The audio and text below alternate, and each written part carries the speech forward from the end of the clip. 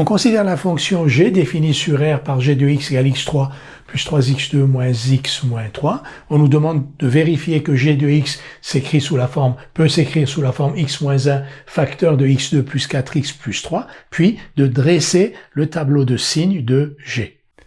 Nous allons commencer par vérifier que g de x est bien égal à x moins 1 facteur de x2 plus 4x plus 3. Pour cela, nous allons développer ce produit x moins 1 facteur de x2 plus 4x plus 3. Ça se fait facilement.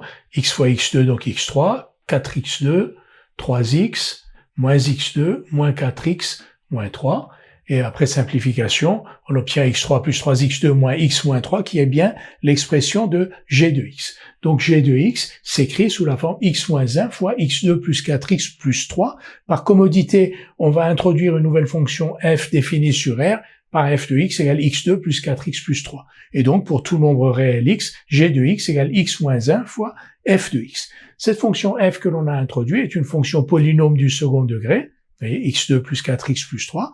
On sait calculer, déterminer son signe. Pour cela, on détermine son discriminant, donc 4 au carré moins 4 fois 1 fois 3, c'est-à-dire 4. Ce discriminant est strictement positif, donc cette fonction f, elle a deux racines, une racine x1 qui est donc égale à, où est-elle cette fonction? La voici, moins 4, moins racine carrée de 4, c'est-à-dire 2 sur 2 fois 1, donc moins 3, et une deuxième racine qui est x2 égale moins 4 plus 2 sur 2, c'est-à-dire moins 1.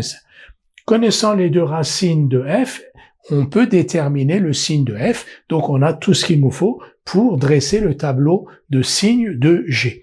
Alors donc, ici, x varie de moins l'infini à plus l'infini, on a trois valeurs remarquables, moins 3, moins 1 pour lesquelles f s'annule, et 1 pour laquelle g s'annule, puisque g de x égale x moins 1 fois f de x. Et donc, g de x est égal à x moins 1 f de x, nous allons déterminer les signes de chacun de ces facteurs. x moins 1 d'abord s'annule en 1, négatif pour x inférieur à 1, positif pour x supérieur à 1, f de x maintenant.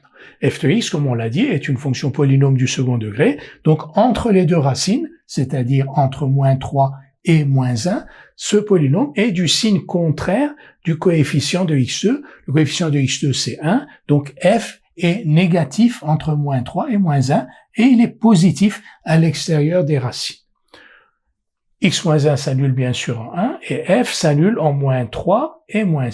Et ici, g de x, qui est le produit de x moins 1 par f de x, on a donc facilement son signe, moins par plus, moins par moins plus, moins par plus par plus, et g s'annule bien sûr en moins 3 et moins 1, pour lesquels f s'annule, et en 1 qui annule donc le facteur x moins 1.